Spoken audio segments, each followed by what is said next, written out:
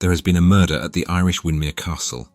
You have been called in as a private detective from the Covert Detective Agency to find out who committed the murder. You are to find the 4 clues. You will also find a red herring or misdirection. And you are to find the reason why the murder was committed. Good luck. The storm raged outside, lightning splitting the sky over Windmere Castle. Inside, the Grand Manor was still, but tension filled the air. Tonight, Victoria Blackwood's family awaited the reading of her will. The matriarch's sudden death left everyone uneasy, with unspoken suspicions swirling. But unease turned to terror when a scream shattered the silence. Everyone ran to the library, their footsteps echoing on the marble floors. Edward Crane, the family solicitor, was slumped over the desk. His hand clutched a fountain pen, and a glass of port sat untouched nearby. A faint scent of almonds lingered in the air, raising alarm. There was a locket grasped in Edward's hand. Inspector Leonard Graves, staying nearby, was called to the scene. His sharp eyes scanned the room as he spoke. "This was no accident," Graves said. "No one leaves until I find the truth." The family gathered in the drawing room, nerves fraying under Graves's scrutiny. Harriet Blackwood, Victoria's niece, was pale and jittery. Known for her gambling habits, she looked like she had secrets. "I was in the parlour," she said. "I didn't hear anything." Roger Blackwood, Victoria's estranged son, scowled from the corner. His bitterness over being disinherited was an open secret. "I was smoking in the lounge," he said curtly. "Ask anyone." Evelyn Price, Victoria's longtime companion, sat quietly with her hands folded. "I brought tea to Mr. Crane earlier," she said. "He seemed distracted." James Carter, the butler, stood calm and composed, his voice steady. "I was attending to the guests," he said. "That is my job." Graves returned to the library, carefully examining the crime scene. The fountain pen in Crane's hand caught his attention. The nib had an unusual sheen, almost as if it were coated. "Interesting," he muttered, placing it aside for further testing. Nearby, a letter bearing Victoria's crest lay unsigned, its wax seal smudged. A faint trail of muddy footprints led from the window to the desk.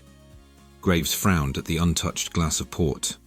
The glass didn't smell of almonds. If he didn't drink it, how was he poisoned, he wondered. Graves started questioning the suspects, beginning with Harriet. In her room, he found charred papers in her fireplace. "What are these?" he asked. Harriet's voice shook as she answered, "They're nothing, just old notes." In the study, Graves caught James slipping the silver pen into his pocket. "I was straightening things up," James said smoothly. Before Graves could speak, Roger snatched the pen. "That belongs to me," Roger growled. "It's mine by right." Graves held out his hand. "I'll keep this for now." Inspecting the pen, Graves found nothing unusual, but suspicion lingered. Evelyn grew defensive when Graves discovered a locket in her possession. Inside was a photograph of Victoria with an unfamiliar man. "Who is this?" Graves asked. Evelyn hesitated. "It's my father," she said. "Victoria supported us, but it's irrelevant." That night, Graves returned to the library to piece things together. He examined the fountain pen again, running his finger along the nib. "Clever," he muttered, noticing a faint residue. He turned to the muddy footprints near the window. Someone had entered the library during the storm to stage the scene. The smudged wax seal suggested an important document had been burned. Graves sighed, realizing what had been destroyed. "Victoria's new will," he whispered. "It all makes sense now." The next morning, Graves summoned everyone to the drawing room. The storm had passed, but tension hung as heavy as the night before. The suspects stood in a semicircle, each avoiding eye contact with the others. Graves began with Harriet. "Harriet, your gambling debts gave you motive," he said. "You could have killed Crane to ensure your share of the estate." Harriet's face went pale, and her voice trembled. "I swear I didn't do it," she said. "The burned papers were nothing but old notes." Graves turned to Roger next. "Roger, your resentment toward Victoria is well known," he said. "Your claim that the silver pen belonged to you raises questions." Roger scowled. "It's mine," he snapped. "But I didn't kill anyone." Evelyn was next, and Graves studied her closely. "Evelyn, you've been hiding secrets about your family," he said. "The photograph in your locket suggests a deeper connection to Victoria." Evelyn shook her head, her voice soft. "Victoria helped my family, that's all." Finally, Graves turned to James. "James, you've been unnaturally calm through all of this," he said. "Your role as butler gave you access to everyone and everything." James adjusted his coat, his expression composed. "I've only done my duty," he said. Graves stepped back, his gaze sweeping over the group. "The poison, the will, the locket, the pen, the port wine, the footprints, they've all led me to the truth." The room fell silent as his words hung heavy in the air. For more clues on the actual way Edward Crane was murdered, listen to the folk song that accompanies this video. The song immediately follows.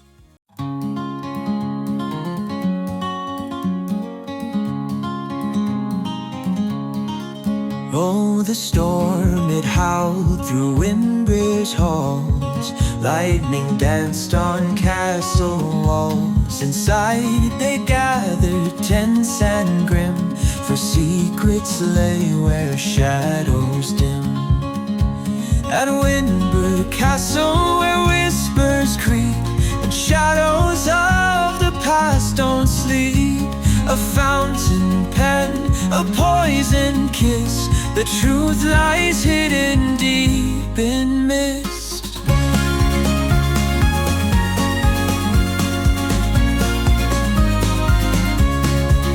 Edward Crane by the desk lay cold, with secrets worth their weight in gold.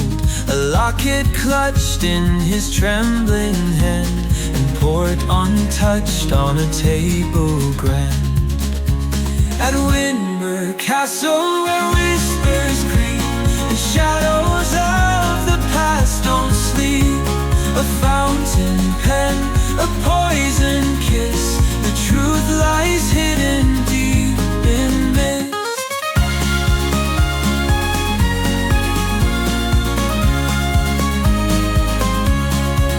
Oh, the butler straightened silver fine, while Harriet burned what she'd consigned. The rain poured down as the footprints led to the room where lies and truth had led.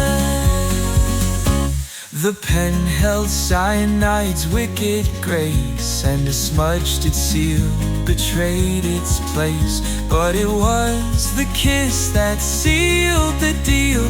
His lips touched death, how fate can feel.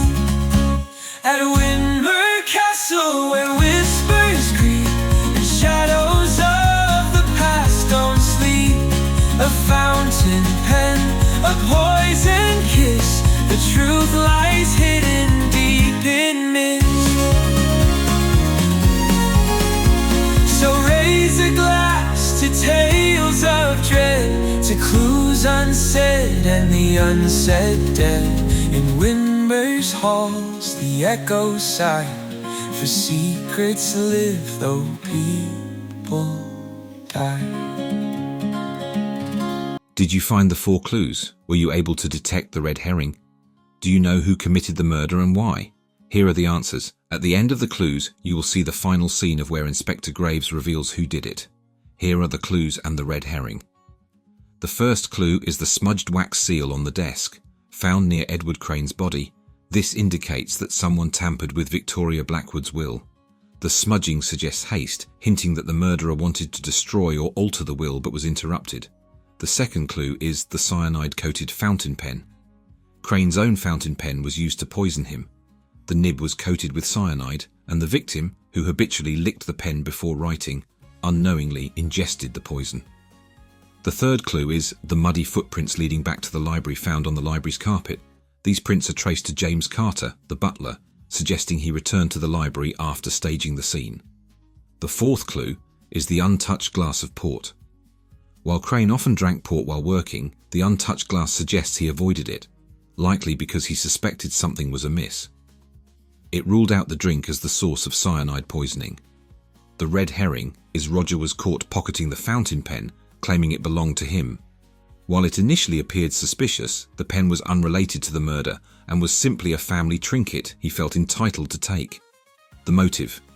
James Carter had been loyal to the Blackwood family for decades, but his loyalty became tainted by greed when Victoria promised him everything in her revised will. This new will left the majority of the estate to him as a reward for his years of service, bypassing her children, Harriet and Roger. Edward Crane, as Victoria's solicitor, refused to destroy the new will despite James's urging. When Victoria passed unexpectedly, Crane became the obstacle standing between James and his inheritance. James knew that if the original will remained intact, he would get nothing. Desperate to secure his future, he hatched a plan to eliminate Crane and destroy the new will before it could come to light. Graves's gaze didn't waver. You had prior access to the pen through your position. You poisoned the fountain pen, knowing Crane would use it. Gasps filled the room as Graves continued. The muddy footprints prove you returned to stage the scene. The smudged seal shows you destroyed the new will. Crane refused to destroy it, so you silenced him. James's composure cracked. Victoria promised me everything, he said. That letter was my proof, and Crane was going to ruin it all. Graves's voice turned steely. There's always a choice, James, and you made the wrong one. Constables entered the room, leading James away as silence fell. Graves turned to the remaining guests. Justice always finds its way, even in the darkest storms. Let this be a lesson for us all. With that, he walked out, leaving the family to reckon with the consequences of greed and betrayal.